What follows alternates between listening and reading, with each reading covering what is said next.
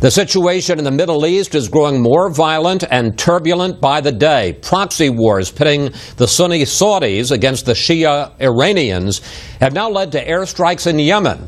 And in Iraq, U.S. warplanes have now joined the fight against ISIS in Tikrit.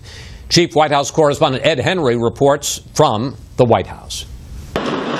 Saudi Arabia unleashed airstrikes today that pounded military bases in Yemen as an Arab-led coalition that includes Saudi and Egyptian troops is also planning a ground attack against Shiite rebels tied to Iran who have pushed out the U.S.-backed government. While the head of U.S. Central Command, General Lloyd Austin, acknowledged today those allies did not tell the Obama administration about the operation against the Houthi rebels in advance. That is because they believe that we are siding with Iran.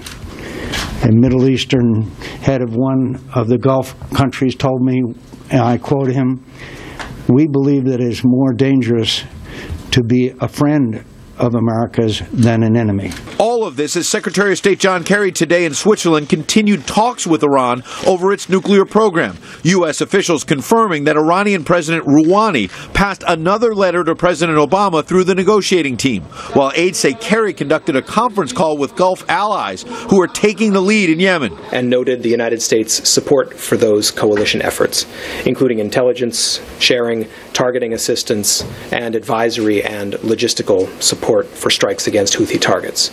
Republicans quickly charged this is another example of the president sitting on the sidelines while Iran is waging a proxy war against the Saudis and its Arab allies. That the vacuum created by America's failure to lead in the Mideast is setting in motion a calamity that could result in a bloodletting between Sunnis and Shias that we haven't seen in 1,000 years.